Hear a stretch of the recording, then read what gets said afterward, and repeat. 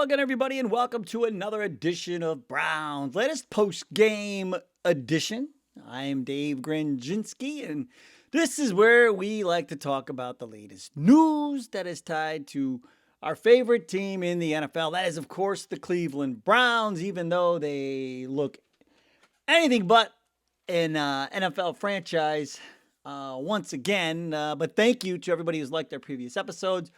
Thank you for stomaching this one, for subscribing to the channel, becoming members of the Browns' latest dog pound, and, of course, getting your comments in the viewer comment section. And that's what we're going to do pretty much with this instant reaction to this game is we're just going to really rely on the comments that were kind of coming in during the game and some texts that I got.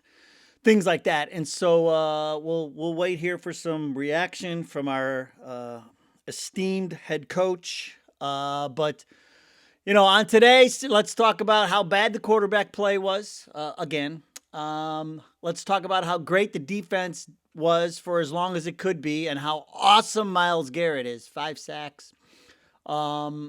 We'll talk about what we learned, which to me, we don't learn anything because it's the same thing every week. And then, like I said, down in the viewer comments, it's everybody's on the same page with this team, except for the people who are in charge of this team. So, here, let's start here. We have stats. Hide your eyes if you need to.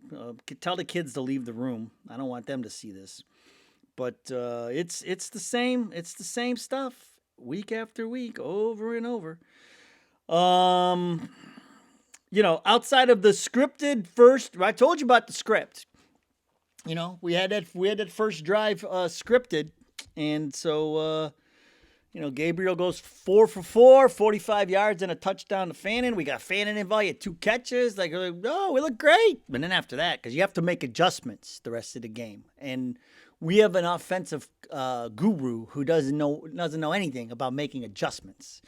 Gabriel finishes 21 of 35 for 156 yards, 2 touchdowns, and 2 interceptions. So that streak is over, and it was ugly. Then you get to see Drake May, 18 of 24, 282, 3 touchdowns, 1 pick. But just phenomenal. I told you, May the Magnificent. They ran the ball on us. We weren't supposed to. We had the number 4 rush defense, but they just wear out. They're on the field so much. They get us a turnover. Schlesinger makes the pick. Miss a field goal. So special teams again. How about when we get off the field, then we hit Thrash on the big play on the scramble drill. And then, this quarterback situation is just not working. We hit the scramble drill. So then what do? We got 1st and 10, fresh set of downs. We're in New England territory. We're going to start going gadget plays. Stefanski turns into Inspector Gadget. So that's what we start doing. We start with flea flickers, and we do we're doing double passes, stuff we run all the time. It is just truly unbelievable what goes on with this guy when, what are we doing? We're going to turn this into backyard football? He threw for 63 yards in the first, 7 for 11 in the first half at halftime. Judkins had 7 rushes for 16 yards. Fannin, the 2 catches he made on that first drive, that's all he had at halftime. Thrash 2 for 31. Any of the offensive stats, the majority of whatever came in the end of the third, fourth quarter, they were playing a prevent defense. We couldn't even score on them when they had a prevent defense going. We got the last one in the Njoku at the end. But this offense is a complete, and we say it every week. That's what I mean. There's no point in me sitting here, talking about it, as we wait for this reaction to come through. I'd love to hear how many times our illustrious head coach will say we have to play better today, because And you see what Miami did, the team we beat last week, they went down to Atlanta and destroyed the Falcons. So there's a team on its back. Everybody thought the head coach was going to get fired. Tua woke up with one eye. Apparently he had something in his eye. Still went out there and they balled out.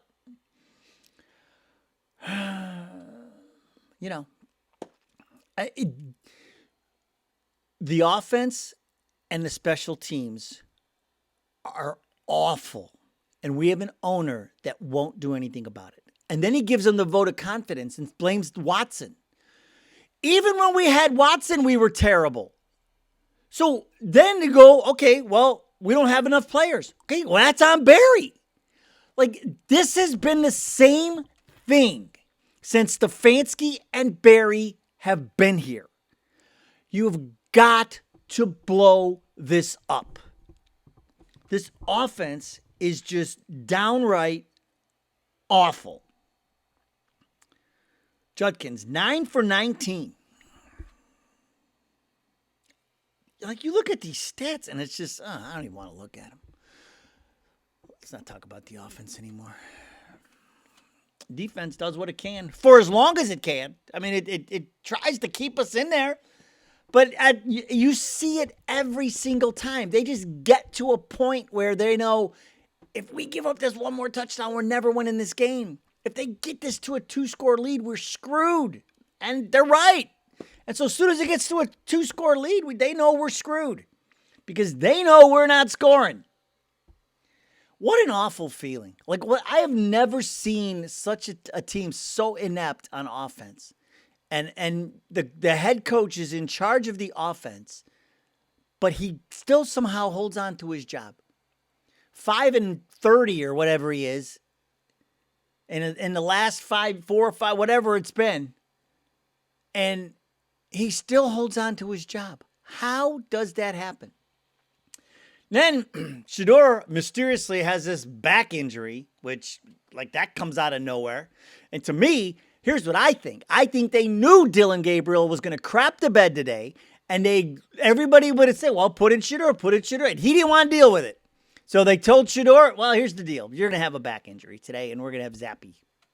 Because Zappy's played here before. He understands New England and the crowd or something. They made up something. If Shedeur doesn't start after the bye, massive problem. This offense goes nowhere with Dylan Gabriel. It goes nowhere. He is a backup quarterback at best in the NFL. Balls being batted down, balls being intercepted. He couldn't even see the guy. He threw the ball right to the linebacker. He couldn't see over the line. I love it when they showed that shot from behind. That was the best. When they showed that camera shot from behind when Gabriel threw the pick. Sorry, I'm just trying to see if Stefanski's going to talk. But it just doesn't get any better. And the poor defense just keeps going out there. And again, Schlesinger, I'll tell you what. Schlesinger, man, that guy and Myles Garrett, just ridiculous. Schlesinger makes the pick, sets you up, short field, missed the field goal. Special teams, again. Penalties on special teams. And then I love when we're down, we're getting our nuts crushed. And we're gonna recover an onside kick that doesn't even matter, and Schmidt's over there smiling like he just hit the lottery. Are you kidding me? Like, we're gonna get down 100? We're gonna get excited about an onside kick recovery? Boy, we've been working on that all year. We pulled it off. All right. Just stupid, man. The whole thing is stupid. The coach has got to go. I mean, I'm tired of saying the same thing over and over. It's just the same thing. So what do we learn? Okay, here's what we learned. Same thing we learn every week. The coach is brutal. His offense is brutal. We have a barely backup quarterback who's our quarterback, who he handpicked. And we keep wasting this defense. We have completely wasted this defense. Because now, I mean, the playoffs and all, forget about it, man. This is about figuring out what's going to happen next year. That's why Dylan Gabriel is not the answer. Did you see him try to throw that deep ball that turned into a punt? Like his arm strength. You know what? You know what was crazy? I was going back and forth between our game and the Buffalo game. Watch Dylan Gabriel throw a pass and then watch Josh Allen throw a pass. But Josh Allen's passes probably travel about 45 miles an hour faster than Dylan Gabriel's passes. But we handpicked him, so we got to play him, right? We used a third-round pick on him because we didn't need linemen or anything like that. Might as well take a undersized. Oh, here we go. Here we go.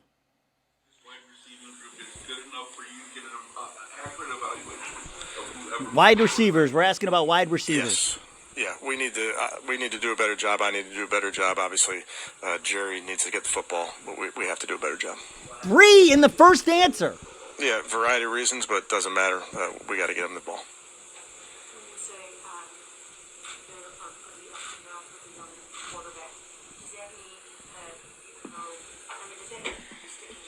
Yes, it does. But I just want to make the point that we just have to be better in every area, and we'll look at everything we do, including, how we're putting these guys in position to succeed.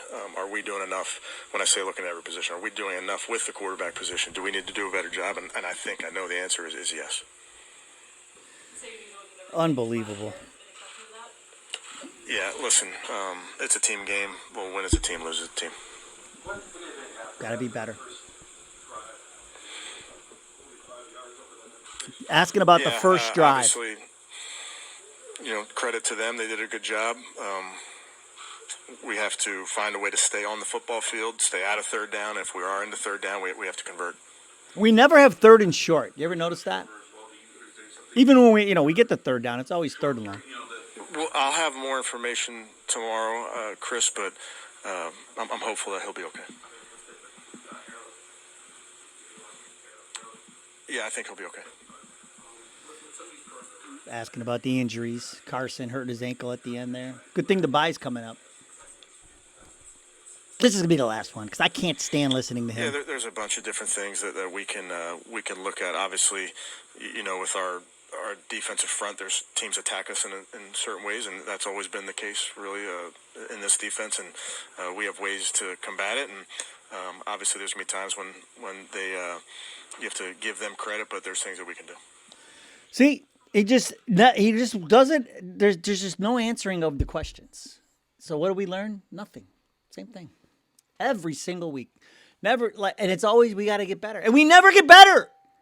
So why is he still here? Why do we do this every single week? If I owned this team, oh my God, I'd have fired this guy and Ventrone. They would have been gone 5 weeks ago. Easy. Maybe 6. Unbelievable. Let's turn it over to you. Viewer comments. Gems and Stones. So, faking Shador's back injury and moving Bailey up to QB2, which makes Shador QB3, was the plan all along.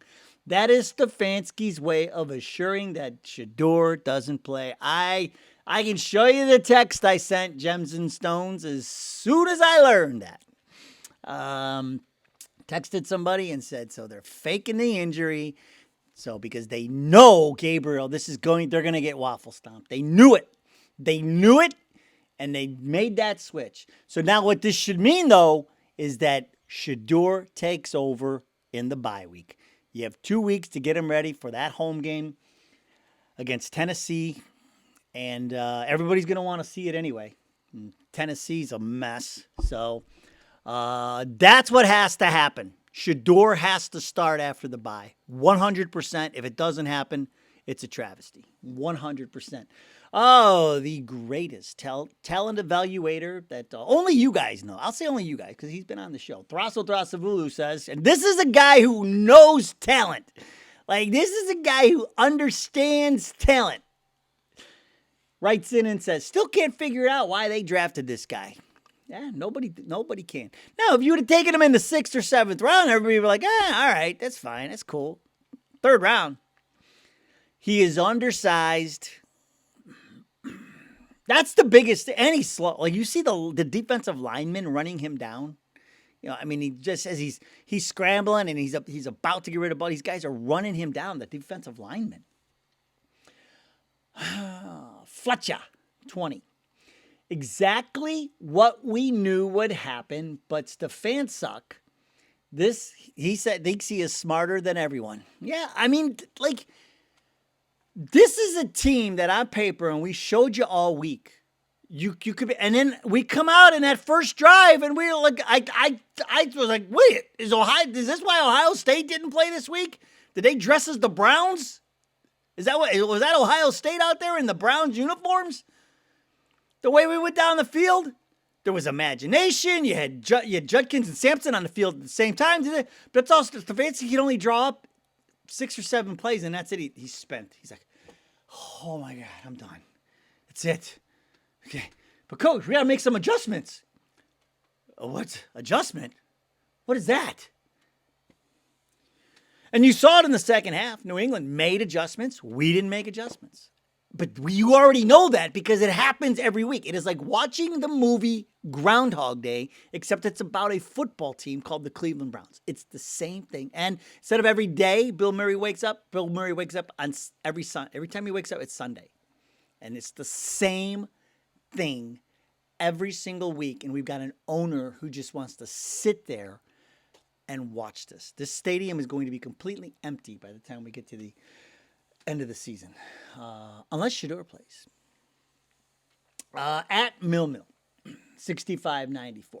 Of all the predictions, the prediction pen and everything, and he said, I really hope you're right, Grizz. Trading Gabriel. Makes sense. Showcasing Gabriel to try and garner some interest. DG is clearly not the quarterback of the future, that's for sure. And what else can this be? What else can you do but hope, maybe pray that someone would at least give you your 3rd round draft pick back for him? But after today, I mean, come on. I just don't. How much worse could it be with Shador? Answer me that. Like that's what I would love to know. That's the question somebody needs to ask in these press conferences. Someone needs to say, Coach, okay, this offense is horrible. I think there are middle school teams out there that have better offenses than you have. So why can't Shador play quarterback? Why is it? Can you answer me that? Are you afraid he might be too good? Is that it? And you didn't like him? You didn't want him, but Barry did? Because that's what it looks like right now. I just don't understand it. Doesn't make any sense. Muscle Man 2025. We never make adjustments ever. And that's the whole thing. It's not even about just who the quarterback is, the play calls. There's no adjustments. Like, what is he coaching? He is the worst coach in the league at this point. He lucked into a couple of Coach of the Years. He is the worst coach in the league. He really is. At this point, there is nobody worse. Mike McDaniels was for a week, but now he's not because he just went down to Atlanta and kicked the crap out of Atlanta. David Graber. Oh, sorry, Minnesota Nate first. Why make adjustments when nothing works? Yeah, there you go. That's why we don't make any adjustments because nothing else works. So why would we adjust to the things that we have that don't work? So yeah, that's right. Well, Minnesota Nate, maybe if we adjusted from the things that don't work, we might actually find something that works. We did on the first drive, but then we just like, okay, well, we're not going to run anything like that anymore. He was like, whoo, man, got in the end zone. We're good. I'm done. That's it. All right. Whew. Take the rest of the day off. That's what he did. That's our coach. That's what our coach does. Scores on the first drive and then takes the rest of the day off. Our offensive genius. David Graber, trade the coach on a goat and then shoot the goat. I feel bad for the goat. I wouldn't want to shoot the goat. But trade the coach on a goat. I'm for that. We've got to make any other, like a real ownership, like a real team would have, like these guys would have been gone 6 weeks ago. Like, how can you just sit there? Or at least step in and say, dude, you are not doing this offense anymore because you're terrible at it. And not just this year, like every year. Cooking with V, 5081. That sounds like a show. How about, hey, what if we do cooking with V and D? And I'll join the show and we'll cook stuff. V, how about that? Cooking with V said Dylan will throw 2 picks and the Browns will lose by 14. You were close. You had the 2-pick part right. But it was way worse than 14. And we'll end this instant reaction, which is really pretty much the same instant reaction that we have after every loss, because what we see in a loss is the exact same thing over and over. So if you think you're watching the same show from like a couple weeks ago, no, it's not. This is a different show. It's just all the same stuff that happens. I try to mix up the graphics so you know it's actually a different show. But we'll end with Jake Long 6860. And I think this is how everybody was feeling by the time we got to about, 9 minutes left in the third quarter. This is Jake Long. You sum it up perfectly. It's just humiliation at this point. And really that's what it is. It is literally teams like look at us on the schedule now and you're just like, they can't score. They can't score at all. And you even heard Schlereth talking about it during the game. And, he's like, Myles Garrett's got to be. He does. Myles Garrett does have a right to be fresh. 5 sacks today. Passed Reggie White for the youngest to get at 29, most sacks at age 29 or before age 30. There's nothing else he can do. And and the defense, yes, this is just like that Baltimore game, but there's only so much they can do. And then they run out of gas. They're on the field so much. So Tyson Campbell got hurt. Well, he lasted a couple games. That's good. At least we got 2 games out of him. It is just, that's why everybody was so cautiously optimistic last week. But then you looked at this game on paper and thought, man, look, we can stop their run. We can throw on them. Well, wait a minute. No, we can't throw on them because we don't have a quarterback that can throw. It is Charlie check down all day. We only throw to the tight ends and the backs. That's all we can do. It is literally like watching a 4th grade offense because that's all, the little kids, that's as far as they can throw. Throw your tight ends and your running backs. That's what we're running here is a 4th grade offense because we got a quarterback that's as tall as a 4th grader. It's a big thing. He's not the answer. Everybody knows it. Everybody. He is a backup in this league at best.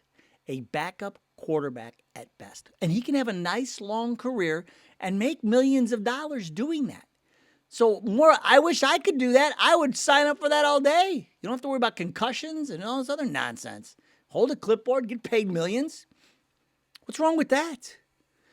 But he's not a franchise quarterback, not even close. And we used a 3rd-round pick on him.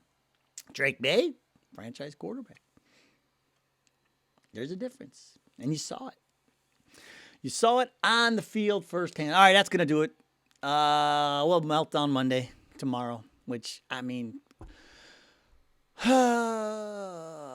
we'll have melt on Monday tomorrow. All right, that's going to do it. Go Browns.